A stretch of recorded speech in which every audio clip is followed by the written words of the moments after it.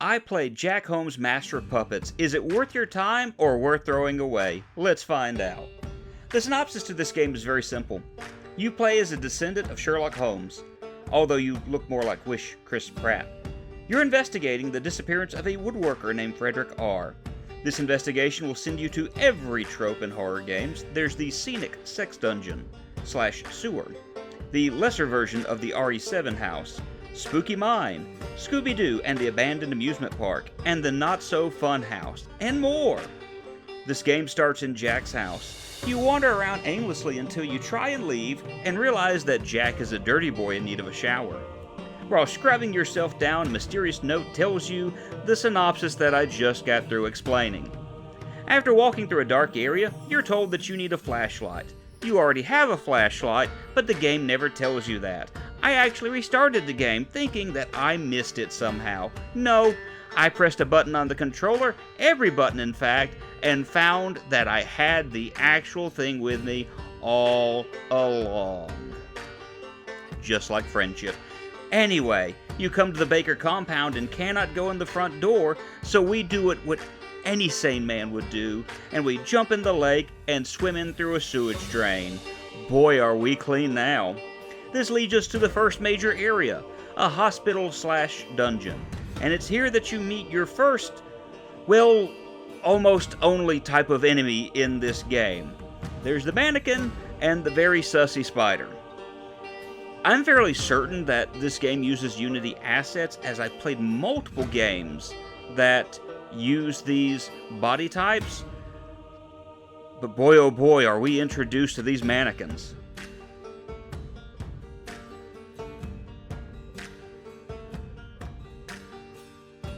Eventually we find our way to Brad, or David, or whatever his name is. He's lost his mind. And the only thing that's useful about him is we get his pistol and are able to fight back. But it's at this point I need to address something about the fighting in this game. It is almost as if every bullet has its own DPS, because I can shoot some mannequins and they fall over dead in one shot. Others take round after round after round after round after round after round after round after round after round after round after round. And if you're getting bored right now, imagine how I felt shooting these things. Anyways, we backtrack and shoot the locks on these doors. And once we're done with this dungeon area, we're brought to the basement of a spooky house. And at some point between us and the sewer surfing and entering in this house, a storm appears that disappears as soon as we exit the stage. Funny how that works in the South. We wander through the house solving puzzles, killing mannequins, and getting a little bit more backstory. Frederick's daughter died in the Slaughter Gulch mines, which is spitting distance from the house. How, you ask? The game doesn't really say. She was either bitten by a radioactive spider, fell in a well and Lassie didn't get to her father in time, or crushed by a cave-in. That's my best guess at this point. Who knows? All we know is Daddy has to gather some of the blood from time to time, which somehow has not dried up, to make a serum for the mannequins. And what are the mannequins? Children were kidnapped from the local amusement park by the park's owners. 2 side notes. It's funny how quickly these games turn into Five Nights at Freddy's. And the second is the fact that one of the amusement park owners is named Alfredo Fettuccini. And I hate myself for knowing this. It's at this point we realize that Frederick's first experiment was his wife. She's in near constant pain, but mostly immortal. I say mostly because her weak point is her heart. Thankfully, it's exposed to us that all I have to do is pop one shot into it and she dies instantly. But this leads to a group of mannequins attacking us, at which point we defend ourselves by shooting red explosive barrels that are right next to us. You know what? Sure, we'll just run with that. You blow up the mannequins and somehow survive without a scratch, plot armor, and all that. And we make our way to the area I hate second most to any other in this game, and that is Slaughter Gulch Mine. Why does this area suck so much? Well, there's a few reasons. There are giant eyes with spider legs. Some are harmless, while others squirt this green goo at you. Since the bullet damage seems randomized, by the time you pump out enough rounds to kill them, you've lost most of your health. When I get to the point where I have to run across the cart tracks to stay alive, I really want this section to be done. Thankfully, things aren't too terrible unless you're arachnophobic, at which point, find another game. After gathering items, blowing up barricades, and running from your life from a spider-human hybrid the size of a small minivan, we get knocked off a cliff and somehow survive. Plot armor and all that.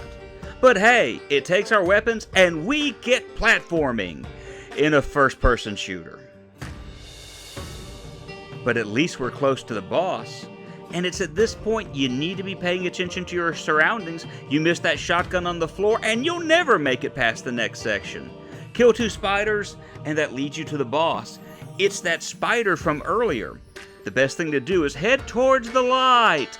Press yourself up against the wall and start firing at its head.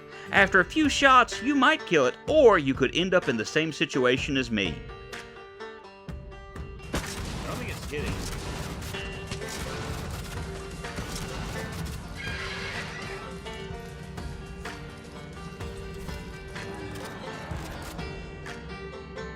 Okay. Well, this brings us to the next section of the game, the abandoned amusement park. I say mostly abandoned because of the fact that the amusement park's rides still run, but it looks like the grass hasn't been cut in years. But who cares about that? We get to go to the next part of the game, and that's Animal Village. Does that sound familiar? Nintendo, please don't sue. Anyway, this is a dark ride, and the dark ride tells us the story about Toki, who's picked on a lot. But he gets yoked up, fights and kills a wizard, and makes a wish. What's the wish? That no one would make fun of him ever again. And he gets his wish, because everyone in the village dies. And he gets to hang out with his friends. So that's something. Anyway, after killing the wizard and a dragon, we get a dance party, and look at that Fortnite dance by the wizard. Please don't sue. We have to find more tickets, and we get to enter into an air quotes funhouse. I say funhouse because there's nothing fun about this section of the game, in which we're introduced to a little boy, and if you squint hard enough, it might look like a hamster. But other than that, yes, that's a rat. This little boy killed his rat, shoved it in his toy, and the ghost of that rat turned out to be a vengeful spirit hell-bent on making this little boy's life miserable, and ours as well, because we have to travel through a maze with glass panes, because what's game design in a haunted house, or rather a fun house? We'll get to the haunted house later. We also get to find out the fact that the creators of this game watched way too much Squid Game and made the worst glass pane simulator that ever existed. We also crashed the game 3 or 4 times on a bumper car ride, because of course we did. After we finally make it through this area, we get to make fun of Cyberpunk. And I'm fairly certain that's an Alanis Morissette moment that the creators of this game wouldn't recognize. We make it through that section, and we finally get to finish the funhouse. Yay! Then we get to go to the Wild West section of the amusement park, and we get to go to a haunted house. That haunted house is complete with more spiders and ghosts in at least 2 rooms, and tries to tell us the story of how this haunted house became haunted when the house burned down on the eve of a wedding. It's at this point I need to point out 2 things. If it's not evident when you go through the funhouse, it will be evident as you read through the letters of this game that AI is prevalent everywhere. There's AI assets, there's AI pictures, there's probably AI text in the writing of this game, because it's a lot of nonsense that doesn't make sense. You go through the house and you shoot out lights so you can avoid the only dangerous ghosts in the game. You get chased down by this hybrid of Frankenstein's monster, Frankenstein, and Igor. Remember, guys, wisdom is knowing that that the monster wasn't Frankenstein, but that Frankenstein was the monster. Anyway, we continue on through the house and realize the fact that the puzzles in this game are really bad. We get the maintenance keys. We ride the Ferris wheel. Ooh.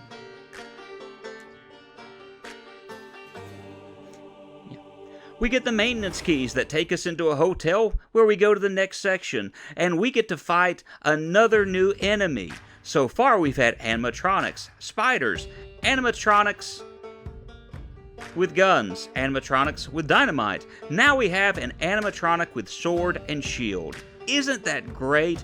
Enemy variety is fun. Enemy variety is fun. But in order to progress to the next section, because the water is low, we have to enter the Kraken, or at least the maintenance tunnels. And it's there that we return the water pressure. And we find new enemies, a shotgun that has infinite ammo and landmines.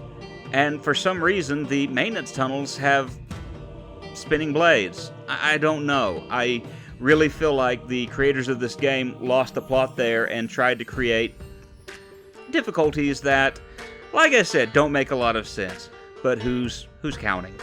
We go through the tunnels and you can actually ride rides. I should have mentioned that earlier. You can gather tickets to ride some of the rides of this game, but I really want to make mention to the Kraken, because I think Cosmoronic had it best. We continue riding through this, and we get to notice that they try to use up every single Unity asset they bought, because this ride is everywhere. You thought the game went everywhere, so did this ride. And once you finally get off of it, we hit the next enemy. Yes, they're animatronics, and instead of having two swords, they actually have a sword and a shield, so variety, yay. But hey, we're at the final boss now, and you know what that means? You have to shoot it in the head and hope you have enough ammunition to actually kill it, because if you don't, good luck. There's no other ammo in this area. And with that, after beating the enemy, we're left with two parting gifts. Hey look, the Frederick R. left us a little bird that we can take with us wherever we go. And also, Jack, why did you steal one of the animatronics? Don't you know there are parts of children inside of that? Anyway, with that we have beaten the game. Now the question that we need to ask is, well, I played the game, so what should you do with it?